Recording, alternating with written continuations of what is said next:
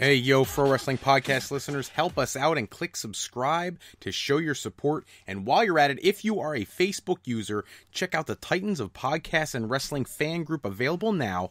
Awesome location to find all your different podcast needs, news, rumors, anything going on in the world of professional wrestling. The Titans of Podcasts and Wrestling on Facebook cover it all. And if you are into playing wrestling games, but you're sick and tired of dropping $60 to $100 every year for the newest game, check out Wrestler Unstoppable, absolutely free on Facebook right now. Sign contracts, get involved in storylines, become a member of a huge corporation, buy your own corporation, join tournaments, get involved in stables. It's a great game with all the aspects of real wrestling built into a free opportunity on Facebook. Check that out right away. And while you're at it, if you want to become a member of the Pro Wrestling Podcast family, jump over to our Patreon page at patreon.com/Pro Wrestling Podcast. We would love to have you as a member of the Pro Wrestling Podcast family. Hello everyone and welcome to this live episode of the Pro Wrestling Podcast. This episode, we want to recap everything that's been going on the last several days in the world of professional wrestling. We got to cover some Raw stuff, some SmackDown stuff. We're going to give you an update on the G1 Climax, which has been nothing short of an amazing event so far. This may be the best G1 Climax I've ever seen. And I know there's a lot of people out there who would debate that because some people are not thrilled with some of the talents that are involved this year. Just some people somewhat saying that there's certain people who don't belong there, but I don't agree with that. I actually think that the tournament this year is unreal. So we'll have to get into that and talk about that just a little bit. We're going to see, we're coming up to the last couple days of the tournament, and we want to make sure that we get you guys up to date on what's been going on with that. So if you have the opportunity to go to the New Japan Pro Wrestling page and subscribe for their service. I'm not pushing their service. Don't get me wrong. I don't get paid to endorse New Japan's program, but I will tell you, if you are a fan of that G1 Climax, that is the best way to see it. See it on the New Japan's network. It's the same as WWE Network, $9.99 a month.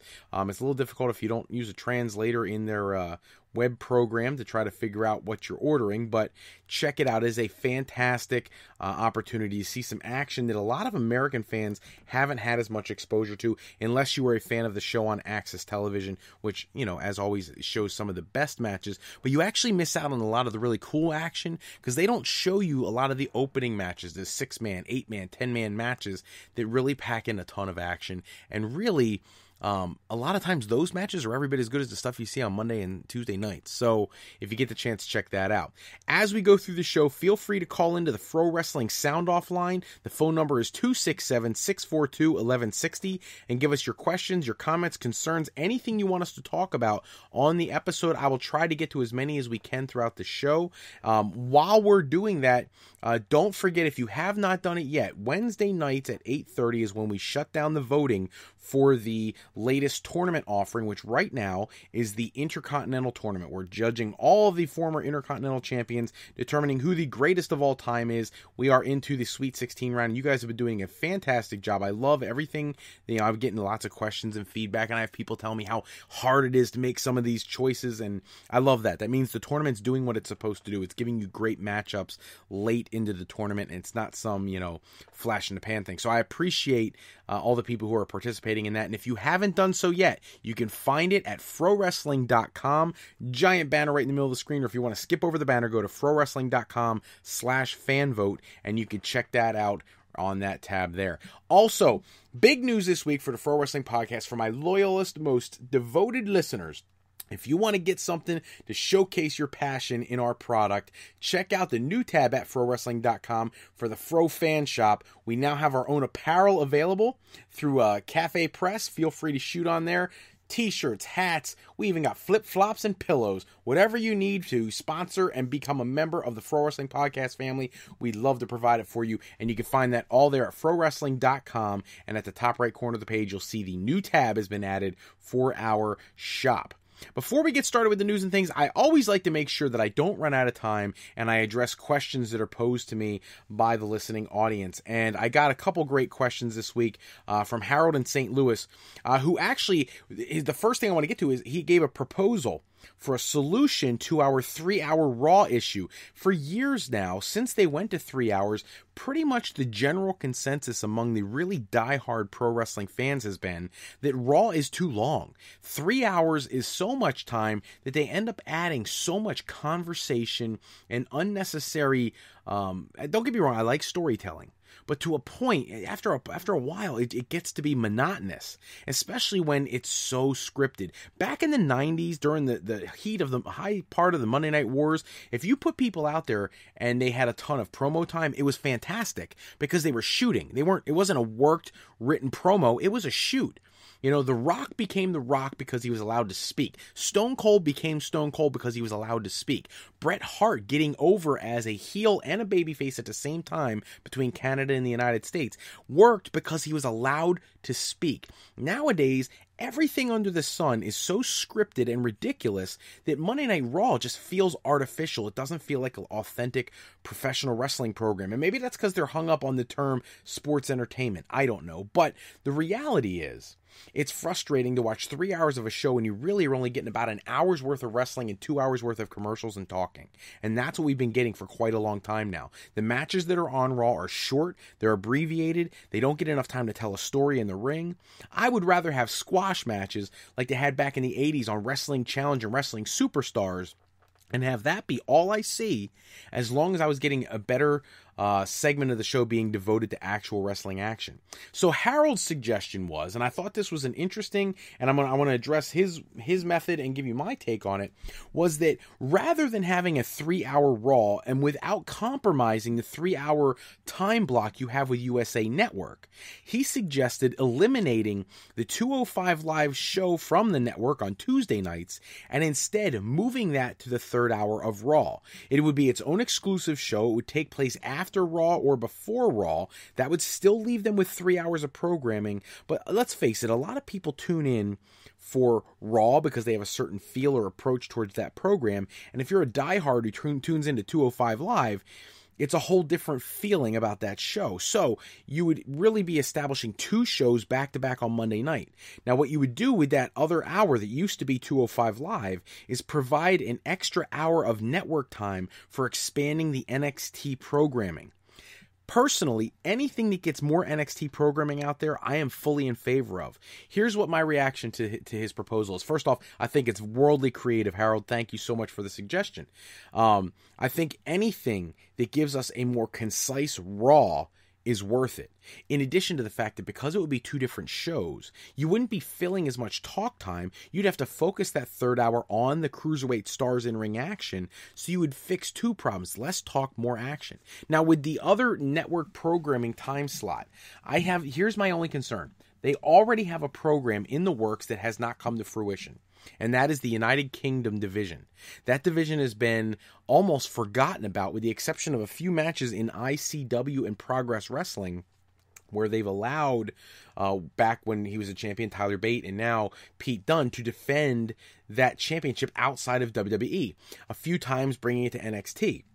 What I think the issue there is that division is ripe with talent. It's a new fan base. It's a fantastic wrestling community. And for anybody who's listening right now in the United Kingdom, in France, in Germany, in any of those, Spain, you name it, I have a huge audience over in Europe, and I want to first off thank you so much for tuning into the podcast so often, but I really want to give you guys, the ones in Europe, kudos for such amazing programming. Because here's what happens.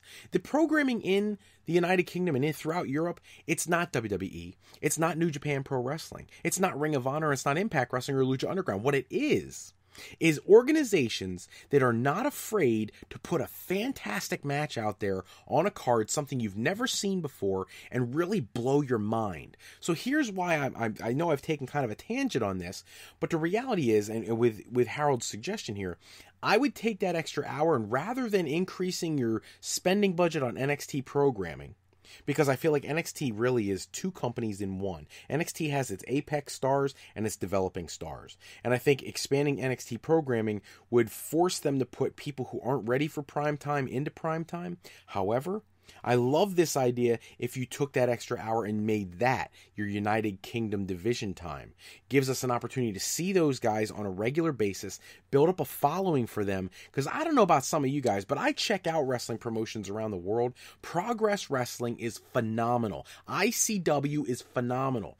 Germany is exploding as a territory, so I really would love to see them cultivate even more talents from those areas, and I'm going to give WWE a lot of kudos here for this, and I don't typically do that, but they allow these United Kingdom talents to continue to perform for outside promotions, which the beautiful thing about that is in their native territory over in Europe, whatever segment of Europe they're in, they're still able to generate both an income, a fan base, and a following that will carry over into those United Kingdom programs. So then when you turn those programs on, you're not going to be turning on 205 Live. And I'm not trying to knock 205 Live here, but let's be serious.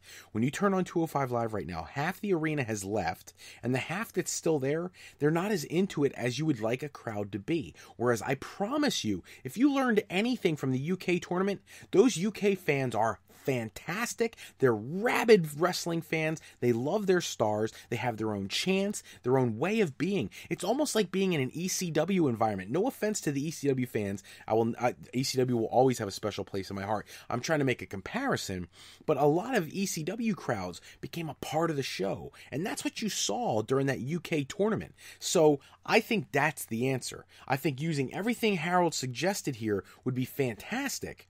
The only change I would make is I wouldn't expand NXT. I would make that the UK program that they've been, dragging their feet on putting together for quite a long time now.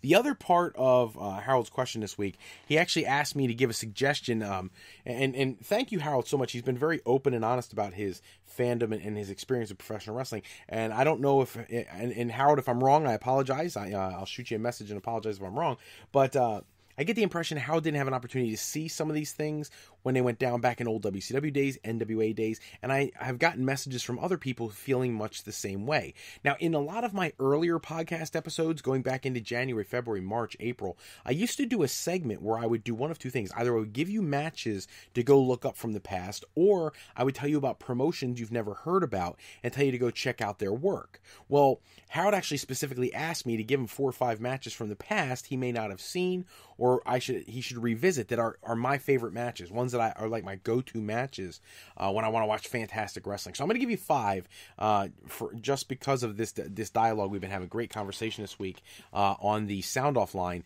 I'll do like the 5, 4, 3, 2, 1 thing. Number 5, Bret Hart versus the British Bulldog, SummerSlam 1992. One of the best matches I've ever seen in my lifetime. I'll go number 4, Bret Hart versus Mr. Perfect in SummerSlam 1991. Coincidentally, we're in SummerSlam season. My first 2 matches are SummerSlam matches, and both with Bret Hart. That just is kudos to him for being such an amazing wrestler in the ring. I think I've used the word kudos more tonight than I have in my entire life.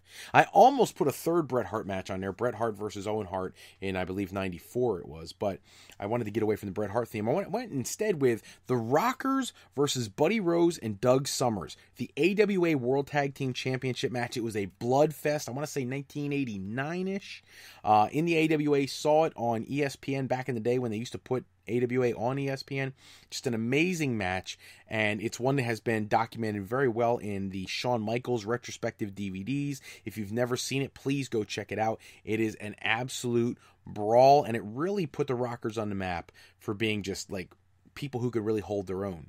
The next one is one that will probably surprise some people, but is one of my absolute favorite matches ever in wrestling. And it's because one guy went on to become one of the biggest draws in the history of the business, if not the biggest draw in the business, and the other guy never went anywhere in the singles world except for this match, but who is, in my opinion, the most loyal professional wrestler to a promotion I ever saw, and someone who I have infinite amount of respect for. The match, I want to say, is either 1991-92, somewhere in that time frame. And it matches up for the WCW World Television Championship. Stunning Steve Austin, led to the ring by Lady Blossom, his former wife, Jeannie Clark, as they took on beautiful Bobby Eaton, who had broken away from the Midnight Express and had become a single star for a short period of time. Now, I'm not going to give away the finish to the match, but the match itself, there's a title change here that is, and I haven't even told you who the champion is, but there's a title change here, and it is just phenomenal. To give you the backdrop on this match, why it's one of my favorite, I watched this match And you saw matches with these two leading up to this moment where one star was being established for the first time ever, and it wasn't necessarily something you saw coming. And in this match was like the crowning achievement. When you see the match yourself, you'll be able to see where their different careers went afterwards, and it's very intriguing to me. But this match in particular was just awesome. Steve Austin, as you know, one of the biggest draws in history. Bobby Eaton as a single star didn't do a whole lot after this, feuded with Barry Windham for a little while, but eventually went back to being like a blue blood and all kinds of dumb stuff. But beautiful Bobby stayed with WCW to the bitter end. He was there with them, their longest tenured employee, all the way up to the end of their business being open, and I've always just had so much respect for beautiful Bobby. I thought he was so underappreciated as a talent all in all. Got pigeonholed into the tag team thing and never got the opportunity to really be the single star he probably should and could have been. And my number one match is not a surprise if you are a someone who's overly familiar with my fandom, but I would probably shoot myself if I didn't say a Sting match as my number one match of all time to go back and rewatch. Not saying any of these matches are the most technically sound matches. They're just the ones that I like to watch the most. And that, I think, was more the question, which is Sting versus Ric Flair at Clash of Champions 1988, the first Clash of Champions. And this was just unbelievable. This was the infamous or famous 45-minute time limit draw. It just really launched Sting's career. It made him this megastar that he would become. I've always been, I love the Crow Sting, but I'm still a diehard for the original bleach blonde, flat top, face paint, funky Sting. That was the Sting I grew up loving. I had to adapt to the Crow later in life, but those are my 5 matches. So just to get that out there, and hopefully, Harold, if you haven't seen those, check those out because they are fantastic. So we'll get going with the news and rumors for the day, and there are a lot to talk about, and some of I never thought I would talk about. Yeah. By the way, in case I forget to mention it, because I'm good at forgetting to re-mention things that need to be said, if you still have questions or comments, shoot on to the Fro Wrestling Sound Off line 267-642-1160. Make sure you send us your questions and comments so I can get them on the show as quickly as possible. If I don't get to them before the end of this show, I'll be more than happy to put them on a future episode. I save all those messages because I think it's very important to get you guys to be the focal point of the program. You guys are the ones who make this show as successful as it is. So back into the news and rumors. I'm going to start off with my favorite bit of news and video that I've seen all week. And if you haven't seen it yet, check it out. Here's the thing. I'm going to set the stage for you here for my fandom.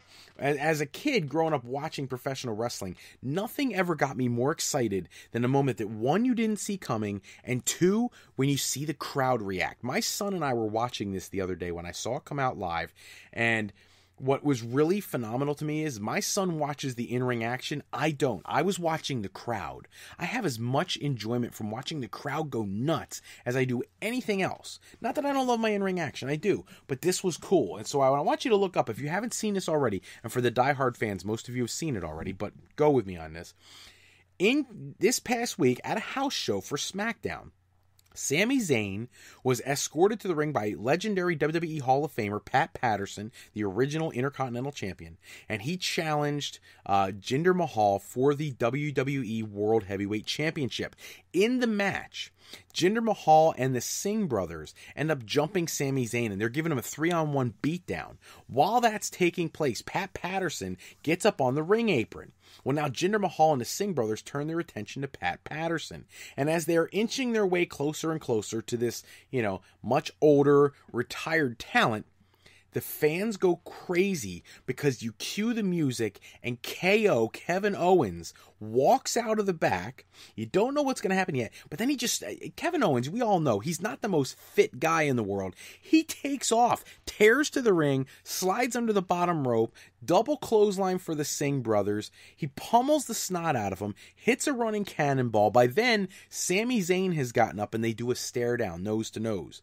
And before they could do anything else, Jinder Mahal comes into the ring and they knock him out of the ring. Sami Zayn finishes it off with a haluva kick and then throws a Singh brother into Kevin Owens for a pop-up powerbomb. And then there's another stare off before Kevin Owens exits the ring. Now, all that taking place, you have to see it. You have to listen to it. Turn your speakers up loud. Listen to the fan response. Listen to what they wanted. Because coming out of this video, I'm sure because they were taping in Canada, that's why they did this angle. But sometimes WWE's writers will never be able to write organic reaction. And that's what happened here. The minute they started targeting Pat Patterson, everybody who's a diehard wrestling fan could sense something was about to happen. But what could possibly happen? And the minute KO's music hit, the roar from the crowd, the reaction was second to none. It was like Stone Cold Steve Austin was walking to the ring. He got a huge pop. The yes chants were going. The constant screaming. And I thought the coolest part at the very end, I believe it's his son, KO, picked up out of the crowd and took to the back. What an awesome moment to see. Look it up if you haven't seen it already. Probably for me, the highlight of the entire calendar year thus far in WWE programming, and it wasn't even on television. It was a fan cam that caught the situation happening. So check that out. I want to move on to the G1 Climax because it's coming down to the wire here, and the standings are, in a lot of ways what we expected. So to give you an update, in Block A, everyone has been eliminated except for Tetsuya Naito and Hiroshi Tanahashi. Those two meet in the final match. Now, here's the reason everybody else has been eliminated. Kota Ibushi and Bad Luck Fale both have 10 points. But even if they both win and go to 12 points, they both lost to Naito or Tanahashi, and that's the tiebreaker. So they cannot win because the two guys who are ahead of them in points both defeated them, so they don't have the opportunity to tie them up and get the tiebreaker. That leaves Naito and Tanahashi. As I predicted before, and I stick with my prediction, Naito will win this block by defeating Tanahashi in the final. Tanahashi will still be Intercontinental Champion. Naito will go on to go into the G1 final. And that way he can go for the World Championship if he were to win the final at Wrestle Kingdom. In Block B, everyone's eliminated except for Kenny Omega and Kazuchika Okada. But in a shocking turn of events, Okada has now lost a match, and he had a draw with Minoru Suzuki yesterday. So now Okada has 13 points and Omega has 12. So the bizarre thing here is before this happened, we were talking about the last update I gave you. It was 12 points Okada, 10 points for Omega. And I said if Omega beat Okada, they would tie. And then Omega would get the tiebreaker. At this point, if Omega wins, there won't be a tiebreaker. He'll have 14 points to Okada's 13. I firmly believe Omega wins that match and wins the Block B half of the tournament, winning with 14 points to take on Tetsuya Naito. I will stick with my prediction that Naito will win the G1 Climax and go on to face Kazuchika Okada for the IWGP World Heavyweight Championship at Wrestle Kingdom. Kenny Omega will go on to face Cody for the IWGP United States Championship at Wrestle Kingdom, and Hiroshi Tanahashi will go on to defend his championship at Wrestle Kingdom, the IWGP Intercontinental Championship, against an opponent yet to be determined, but I would lean towards Evil, because I think they're really doing a great job of building up his character and getting him ready for a main event push. So that is your G1 update. All the other talents have been eliminated. Some of them put on great performances throughout the tournament. Zack Sabre Jr. looked great. Ishii always looks good. Hiroki Goto looked great. Kota Ibushi was knocked by a lot of the talents, and then he put up 10 points. Evil was cemented with 10 points himself. Minoru Suzuki, great to see an older talent really still hanging with the young guys. Sonata with 8 was solid. So there was some really great performances in the G1. We'll have to wait and see how it pans out in the final couple days, but we're getting down to it. Pretty soon, the tournament's going to wrap up, and we'll have to see if my predictions come true. We're going to move on to some WWE news. We're talking about the Demon King. So, it's been almost a year since Finn Balor came to the ring at SummerSlam as the Demon King and took the WWE Universal Championship from Seth Rollins. I shouldn't say from Seth Rollins. It was the initial crowning of a champion, and we haven't seen the Demon King since. It is apparently an idea being floated in WWE by their creative department to have him return reintroduce the Demon King character at SummerSlam as a way to counter the Bray Wyatt mystique. I think this is a fantastic idea. In addition, there is rumor of reuniting the Wyatt family and putting him against the Balor Club. I also am in favor of that. It would give a lot more talent something to do of value instead of being in 6-man tag team matches in dark matches on SmackDown. I'm talking to you, Luke Harper. So hopefully we get to see a really cool Demon King entrance at SummerSlam, and hopefully that leads to a much bigger feud going forward, something of substance, because I feel like they've been wasting Finn Balor for weeks now. Going to move on to Taboo Tuesday. For those who remember, that was a pay-per-view concept years ago, and WWE applied for the trademark all over again, and the theory now is they may be using that to really generate interest and in SmackDown's Tuesday night branding, because if you haven't noticed, Tuesday night SmackDowns are giving away a lot of really great matches for free. Now, Raw's about to do that too. We're going to talk about that in a little bit, but the last week with the Nakamura John Cena thing, the United States Championship rematch. This week with Jinder Mahal is going to be taking on Randy Orton. They've been putting a lot of great matches on free television, and trademarking the name Taboo Tuesday puts up an opportunity to use that play on words in the Tuesday Night SmackDown broadcast. I don't know if they'll do a themed show at some point where people, for those who don't remember, you would call in and you would vote on different things and who was going to face who, or match stipulations or whatever. It would be interesting to see them do that on a live episode of Tuesday Night SmackDown Live, but we'll have to wait and see. But that is apparently the reason they have applied for the trademark. I want to address something that thoroughly frustrated me the other day. Mick Foley is somebody who I have a ton of respect for. I think he has done more for this business than people will ever give him credit for. And I think as an in-ring worker, he was significantly better than anybody will give him credit for. But he did something this week that kind of irritated me, and that is he got in a ring doing an interview with Joey Ryan. And if you are not familiar with Joey Ryan, he's the guy who for the last year or so, he was doing a match in Japan about a year ago, and somebody grabbed him by the groin, and he started flexing his muscles, and somehow it was sending a shock of pain into his opponent. This guy's sitting there holding his junk for 10 minutes while he gets beat up by this crotch grab. And it has been something that has stuck with Joey Ryan all year. He now uses it in Lucha Underground and at all his independent promotions. And this past week, Mick Foley's in the ring for an interview with him. And at some point, Mick Foley goes to get Sacco, and he grabs a hold of his crotch instead. And then he ends up getting flipped by Joey Ryan in this ridiculous make-believe hold. Which, look, I know wrestling is key, is predetermined. It is an athletic display, and whatever words you want to use to describe it, some people call it fake. It's not, but people call it fake. It's not fake. It's choreographed. It's no different than watching a soap opera on television or any network television show on any other Monday or Tuesday night. But there has to be a limit to the reality of the sport, and Joey Ryan doing this gimmick is really hurting the business. And I know he addressed that earlier in the week. I don't think he really cares. He's making money.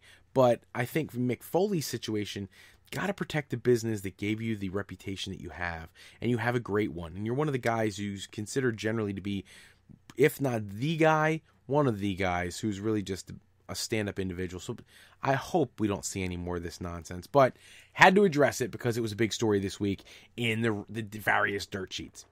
I'm going to talk about Daniel Bryan now. Apparently, Daniel Bryan, everybody knows he'd like to come back and wrestle again. His contract is up September 28th, I believe, 2018. I expect him to leave WWE at that point and try to pursue a wrestling future elsewhere. Now, where is the issue? And it came out this week that New Japan Pro Wrestling is one of his most desired destinations, but that it might be very hard for him to get into New Japan Pro Wrestling because they, just like WWE, have an extraordinarily stringent policy about people who have experienced concussions. The Wrestling Observer was discussing this, and they felt that he won't get cleared by New Japan. Now, here's the interesting part about it. In the Wrestling Observer's reaction to this and prediction that he won't be able to wrestle there, they said that historically, New Japan Pro Wrestling, when somebody has had a concussion, they make them wait out or sit out for an extended period of time. Well, Daniel Bryan's been sitting out for 2 years. At that point, it'll be 3 years. So he will have sat out quite a long time. I actually think he's got a great chance to wrestle for New Japan, or Ring of Honor, or Impact Wrestling, or wherever he'd like to wrestle. Lucha Underground would be kind of cool to see him go in and face Son of Havoc, beard versus beard. But we'll have to wait and see. But I don't want to say, like the Wrestling Observer did, that New Japan Pro Wrestling is off the table. I hope it's not. That might be the best place for him to go. See him in the ring with the likes of Kota Ibushi and Kushida, Kazuchika Okada, Tanahashi, Naito. Like, those people would love to have an opportunity to wrestle Daniel Bryan. So we'll have to wait and see. Big news coming out of the WWE house shows this week is that Scott Dawson, a member of the Revival, after his partner just healed up his jaw injury, now Scott Dawson has a bicep injury that's going to sideline him between 3 and 6 months. This tag team is like snake bitten. They cannot buy a break. They were scheduled to face the Hardys at SummerSlam in the kickoff show in a high-profile tag team match, and now that match obviously has to be scrapped. That's why most people will probably notice last night on Monday Night Raw that the Hardys were absent. It's because they got to figure out what to do with the Hardys now. Now, the rumor is the Hardys will end up facing Gallows and Anderson on the kickoff show, which is fine.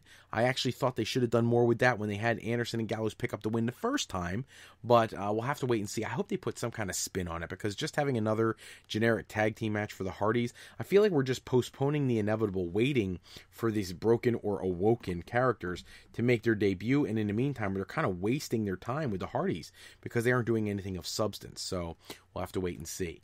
Let's get into our Raw reflection, because again, we still have SmackDown to get to. Before I forget, don't forget to call us with your questions, comments, concerns, or the like at our Fro Wrestling Sound Off line 267-642-1160, and check out our Patreon page at patreon.com/Fro Wrestling Podcast. If you want to become a sponsoring member of the Fro Wrestling Podcast family, we would absolutely love you for it. You get shout outs in every one of our episodes if you do that. And as I said at the start of this episode, the brand new apparel shop or fan shop or whatever you want to call it, the Fro Shop, is now open. Go to frowrestling.com, click the tab in the top right corner, and check out some apparel and other various items to show your love and support of the Fro Wrestling Podcast. So, Raw reflection. I don't know how to feel about this. I had some people who really loved Raw this week, some people who felt like it may have been a little bit watered down getting this close to SummerSlam, and you really need to start heating things up. I had some good and some bad. I will try to get to all of it. First off, Miz TV. The Miz trying to call out Jason Jordan. That isn't going to happen. Kurt Angle doesn't let that happen. Instead, he sends out Brock and Paul Heyman. And right away, I was like, wow, where are they going to go with this? Because The Miz has worked so hard for the last year and a half or so to really become a top heel in the company. I did not want to see him get obliterated by Brock. At the same time, when Brock Lesnar comes to the ring, I really want to see somebody get obliterated. I really do. That may seem terrible of me, but that's what I look forward to when Brock comes out. Miz TV comes out. Miz cuts off Paul Heyman when he tries to do his introduction. There's a brief commentary period, and it ends up leading to Brock completely destroying the Miztourage and the Miz. Suplexes and F5s for everybody, and it was a thing of beauty. Because a couple weeks ago, but ahead of the match between Brock and Samoa Joe, they were supposed to unleash the beast. And we were all talking about how, what the heck did you unleash? He got beat up by Samoa Joe and he looked weak. This was unleashing the beast. This was cool. I enjoyed seeing Brock look like the Brock who's always been Brock. It's so much better than what we've seen in the last couple months. I think my only issue with Brock Lesnar right now is WWE has gotten so hung up on the belly-to-back suplexes in Suplex City that they seem to be forgetting that Brock Lesnar actually had a pretty good repertoire of moves in Ohio Valley Wrestling and early in his career in WWE. Let the guy wrestle a little bit, for the love of God. His matches with The Undertaker at WrestleMania were brutal. Let this guy throw down. Let him show you what he can do. So we'll have to wait and see how that pans out. But I love the Miz TV segment. The rest of the night, and some of this may go in and out of order. Well, I'm just going to cover the important things that I think need to be discussed. Sheamus and Cesaro, Ambrose and Rollins. You have the first match where Rollins is out making a challenge, and he ends up getting no support from Dean Ambrose. He loses his match. Gets beat down, 2-on-1. Ambrose leaves him hanging. In the back, Ambrose is complaining that he made him look like a tchotchke because he didn't come out and help him out. Later on in the show, Ambrose gets his match, and Ambrose actually picks up the win by doing a quick roll-up and getting a win. But as he's getting beat down, Seth Rollins actually comes out and makes the save. After making the save, Ambrose looks confused and frustrated and eventually sticks out the fist for the fist pump, the reunion of the Shield, and to my surprise and my delight, Seth Rollins blows him off this time and leaves the ring without giving him the fist pump. I like this. I like this a lot. First off, obviously, Sheamus and Cesaro are going to defend those tag titles against Rollins and Ambrose at SummerSlam. More importantly, it postpones the inevitable Shield reunion, which will also lead to an inevitable Shield breakup later whenever they decide to turn Dean Ambrose heel again, which is what I think their long-term plan is to reunify them and then break them up later with Ambrose being the one who goes heel. But this was cool. This felt good. Him walking away, it felt authentic, and I thought that was important for the segment. Sasha Banks, Alicia Fox, and Emma face off in the first of 2 matches, with the winner facing the winner of the other match to determine a new number 1 contender for the Women's Championship at SummerSlam, because Bayley came out and let the whole world know she's got an injury. Let me be clear. I think the injury is BS. She's not injured. I think what's going on here is they needed to write Bayley off of SummerSlam so that they could put somebody else in there. When they put that other person in there, that other person is going to be jumped by Bayley when Bayley turns heel at SummerSlam. So here's what happens. Sasha Banks ends up picking up the win. She makes Emma tap out, which of course Emma's had this thing going on with Kurt Angle online, tweeting him about wanting opportunities. Well, she obviously squandered this one. Sasha Banks comes out on top. I don't even know why Alicia Fox is on the roster anymore. They don't let her do anything. She's actually relatively talented and never gets any screen time. So Sasha Banks moves on. Later in the show, Nia Jax, Mickie James, and Dana Brooke face off. This was stupid to begin with, because you already know Dana Brooke can't win anything. She can't fight her way out of a wet paper bag. And Mickie James, she deserves the win, but they won't give it to her because Nia Jax is younger and over right now as a monster heel. This is going to set up where Sasha Banks is going to face Nia Jax again, and this time when Sasha Banks wins, she'll go on to face Alexa Bliss at SummerSlam. That's my prediction. And the reason I predict that is because at SummerSlam is when Bayley's going to turn on Sasha and Bayley's going to go heel.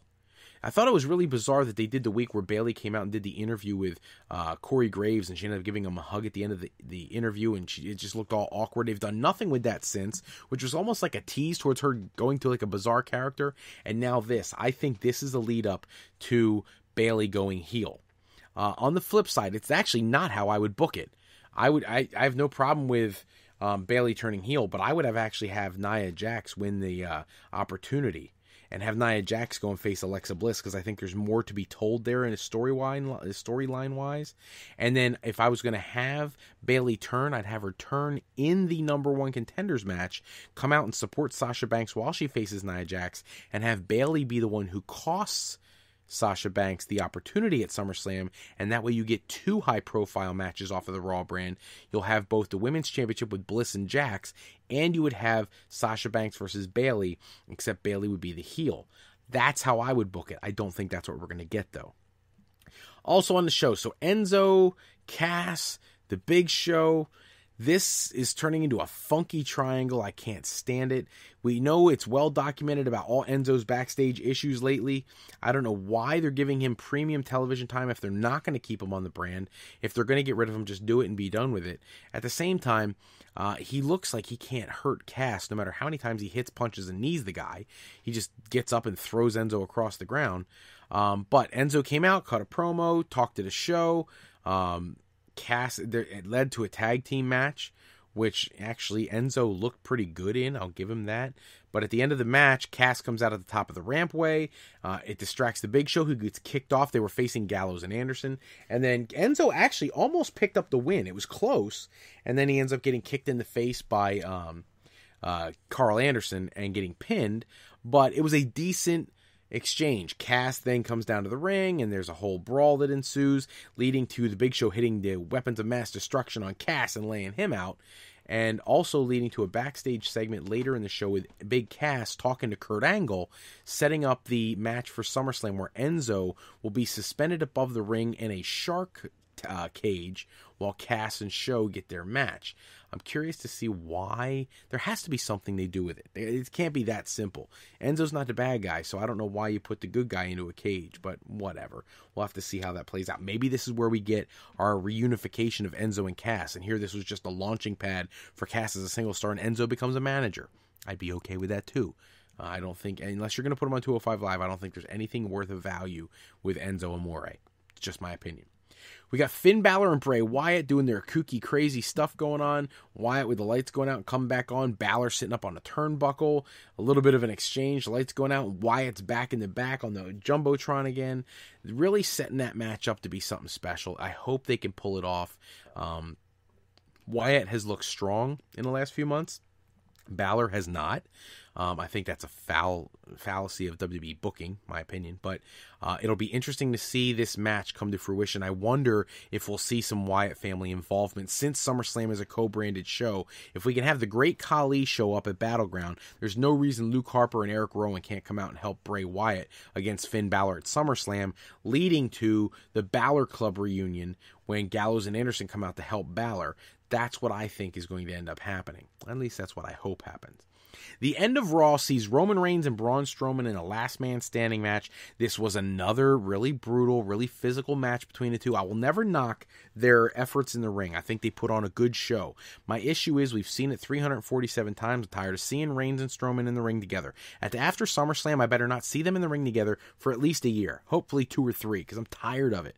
At the end of the match, there's a whole lot of high spots going on, and out of nowhere, Samoa Joe comes out, and he chokes out Roman Reigns in the Coquina Clutch, and Strowman ends up getting up, and Reigns is counted out, and Braun Strowman wins the last man standing match relatively clean, except for the Joe involvement. So, I don't know, if you give it like one of these 1 to 5 star ratings for the show, I'll give it a 3. But they could be doing so much better heading into SummerSlam. The best part of the show was the Brock Lesnar opening segment. After that, there were some decent things, but I don't have any confidence in their booking to make those decent things turn into anything of substance. So I'll have to wait and see. The SmackDown Breakdown went off the air about an hour and a half ago tonight. We got to see John Cena and Baron Corbin set up their match at SummerSlam. We knew that was going to happen after what happened last week. We blogged about it on a previous podcast episode. It looked like Cena and Corbin was going to happen. Now it's official. I like that idea. I actually think Corbin should defeat Cena clean.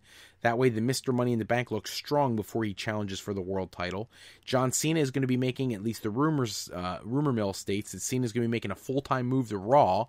He's already been advertised to take on Samoa Joe on the Labor Day weekend Raw episode. So, again, giving away a free John Cena match that everybody's dying to see. What a stupid plan, WWE. I don't care what your long-term booking is. Eric Bischoff, on his podcast this week, likened the John Cena Shinsuke Nakamura match to giving away Hogan and Goldberg. You do it for a reason. The problem is, Hogan and Goldberg was done because they needed television rankings. WWE doesn't need that. They've got a network, and they've got over 3 million people tuning in a week. Yes, their numbers are down. You need to put on better matches, but you don't give away a one-on-one match like Nakamura Cena and then go back-to-back and give Cena versus Samoa Joe. You shoot yourself in the foot for 2 pay-per-view opportunities you had in the future. But I digress. Let's get back to SmackDown. The Usos take on Ty Dillinger and Sami Zayn, and at the end of the match, after the Usos pick up the win, the New Day come out. Here's the thing. I'm fine with the New Day coming out and jumping the Usos. That I have no issue with. I'm fine with the Usos picking up a win over Ty Dillinger. My issue is I don't like seeing Sami Zayn lose to the Usos. Like, what are they doing with Dillinger and Zayn? Like, if you want to make them a tag team, I'm fine with that. Make them one, but then give them more legitimate, build up before you put them in there with the Usos. Not because the Usos are the be-all, end-all of tag team wrestling, but because Dillinger and Zayn have not been seen on television with each other ever, so putting them in there with the Usos pretty much guarantees they have to lose because they've never had any chemistry before. I would have put them in there with somebody like the Ascension and then somebody else like the Fashion Police, just something to get people to be familiar with the two of them working together. Now, you know me from the top of this show. I'm hoping that Sami Zayn does not team with Ty Dillinger and they find a way to spin that Kevin Owens thing because the fans love that way too much. The New Day end up laying out the Usos. We're going to go for some big moves, but the Usos slip away and, it is what it is. But should be a great tag team match. The rumor is the Usos versus the New Day will be on the kickoff show for SummerSlam. To me, that's a slap in the face of a great tag team opportunity, but whatever. I want to address the Carmella and Naomi situation. So they faced off this week. I'll quickly say Carmella wins, but whatever.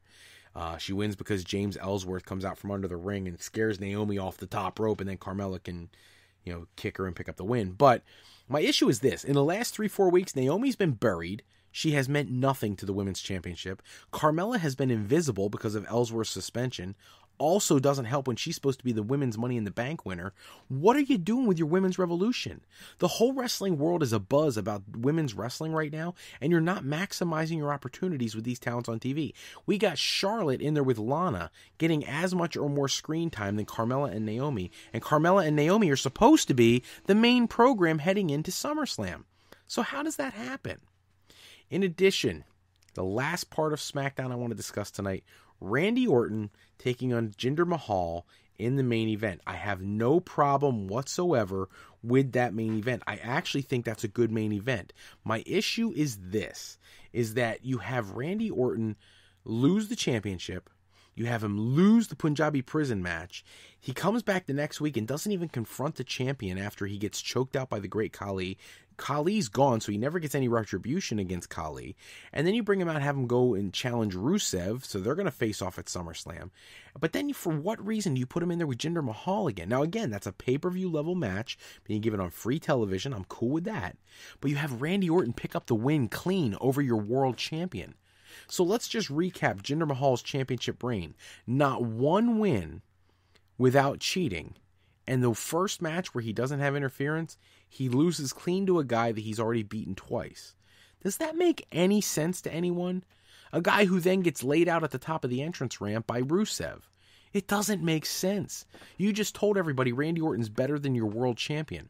And that your world champion can't beat anybody if he doesn't have outside interference. It takes away all the legitimacy of his title reign. It's absolutely ridiculous. If you wanted to have this match, have it be a dark match main event. But this should not have happened on television. This was bad for business. And I don't understand how and you guys listening and other fans who've given me their feedback on this stuff, why is it that we're smart enough to figure this out, but WWE is not? I'm just saying, it's really frustrating. I do want to make what I hope is a firm commitment to something. This Saturday night, Excellence Pro Wrestling will be holding a show in Percy, Pennsylvania. And the reason I'm announcing this is because I should be. We've negotiated this out, and I should be at that show. So I'll be there, hopefully getting an opportunity to speak to some of their talent. I'll be reviewing their matches, talking about what's going on, give you some background on their company and what I see. The best part about this, if you are in that area, the greater Philadelphia area in Pennsylvania, their show, they're going to be bringing in talents from all over the country, up into Canada, down into Mexico, out in the Midwest. And when they get there, two things. One, Mike Quackenbush, who runs a wrestling school, the Wrestle Factory, down in Philadelphia, 5711 Wingate Street. I used to do the plug for them every episode. He will be there having a seminar. So if you want to get there early, you can watch the seminar, which would be a very cool experience. And then the show itself, this is a bizarre concept and I love it. They're going to have the fans vote on who should match up with who on the card. When I was negotiating to come in and broadcast from their location, one of the things they told me was they didn't know who was going to go against who. And I was like, how can that be?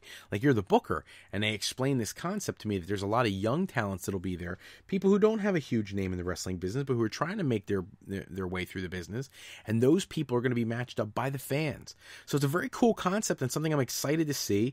I know I have a couple people who I've met at the other shows. I go to the Worldwide Wrestling Alliance shows at the Quakertown Farmers Market. I'm going to start going to their ones they have at Zern's Farmers Market. Hopefully I'll be bringing the podcasting equipment and doing a live episode August 26th for their show. We'll have to see. But if I know there's a couple people I've talked to from those shows. If you guys are listening to this podcast, you got to come check out this Excellence Pro Wrestling. It should be very, very cool. Great opportunity. That's all the time I have for this episode. Check back with us next episode where we run down all the latest news and rumors in the world of professional wrestling. Don't forget to vote in the fan poll, frowrestling.com, and you can cast your vote for the greatest Intercontinental Champion of all time. Special thanks as always go out to bensound.com and purpleplanet.com for producing all of our music and sound effects that we use in today's show. In addition, if you haven't already, if you want to become a member of the Fro Wrestling Podcast family, two ways you can do that. One, go to our Patreon page at patreon.com/FroWrestlingPodcast, or go to frowrestling.com and snag your very own apparel to support the Fro Wrestling Podcast from our new shop. Today's podcast was sponsored in part by Beazle Games. Bringing a new friend to family game night is easy with sketchy people. Showcase your artistic side in this new game from Beazle Games by going to frowrestling.com and clicking the tab in the middle of the page. And to alleyrepair.com, contact Alley Repair today for servicing of all of your classic skee-ball, pinball, and arcade game needs. Be sure to shoot over to our website at frolifeplanning.com if you are in need of help with college, universities, job opportunities, new career path, adult training, whatever it is. Fro Life educational planning and consulting is for today, for tomorrow, and for life with Fro Life. I'm Fred Froelich, better known as Mr. Fro. I want to thank you for taking a few moments with us today. And if you want to check out more news and rumors about the world of professional wrestling, go to tsjsports.com and check out their latest articles. Until the next episode, everybody, take care and have a great night.